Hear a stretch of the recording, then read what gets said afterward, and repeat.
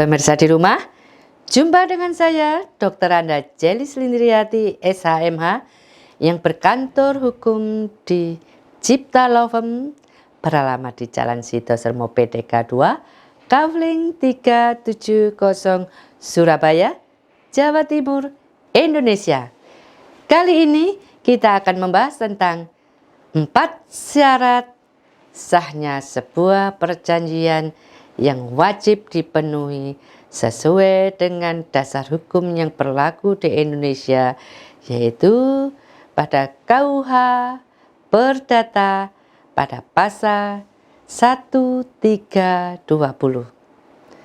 Pemirsa di rumah, jangan abaikan sebuah perjanjian karena Anda segan terhadap orang yang Anda ajak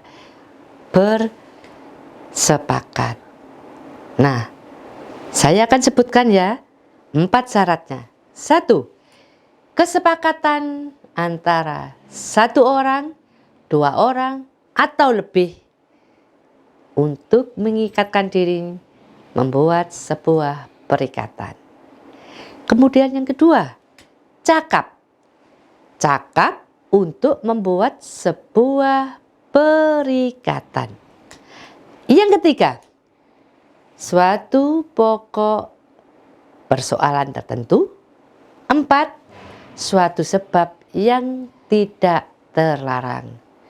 Pemirsa di rumah, mari kita bahas apa yang dimaksud kesepakatan mereka yang mengikat dirinya. Pemirsa di rumah, Anda bertemu dengan teman Anda, kemudian Anda ingin membuat sebuah perjanjian utang piutang atau perjanjian jual beli.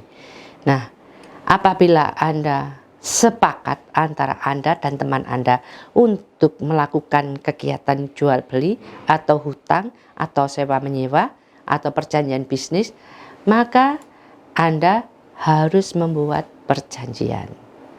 Nah, perjanjian ini yang harus sesuai dengan peraturan perundang-undangan, dengan apa? Dengan tidak ada paksaan untuk mengikatkan diri atau menyalahgunakan keadaan agar Anda mengikatkan diri atau menipu Anda agar Anda atau teman Anda atau rekan bisnis Anda untuk membuat kesepakatan palsu. Nah, seperti ini pemirsa. Dalam hal ini kedua belah pihak memang harus sepakat.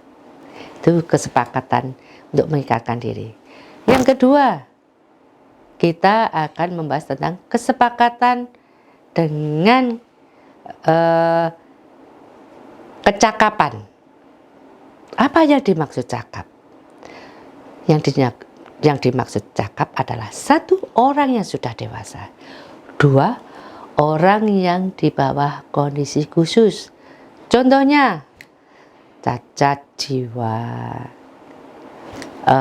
orang yang dinyatakan pailit oleh pengadilan, orang yang cacat fisik yang tidak memungkinkan untuk menjalankan perjanjian tersebut. Nah, banyak kecakapan ini yang harus dibicarakan lebih lanjut.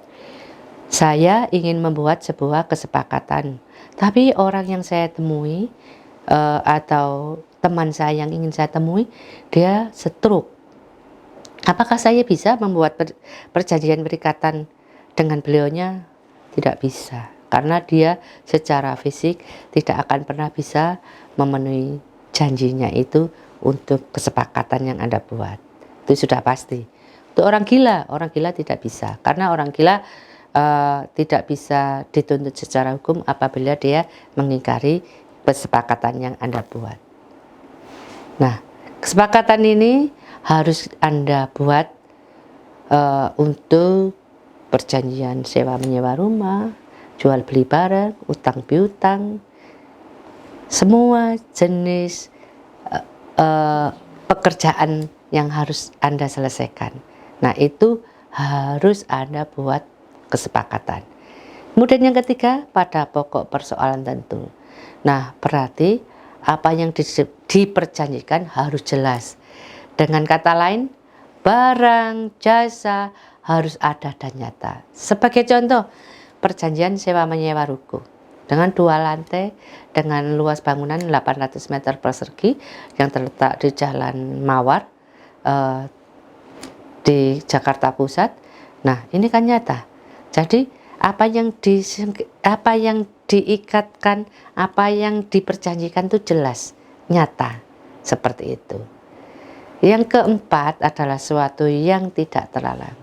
Sesuatu sebab yang tidak terlarang menurut undang-undang itu adalah yang tidak bertentangan dengan nilai kesopanan atau ketertiban umum.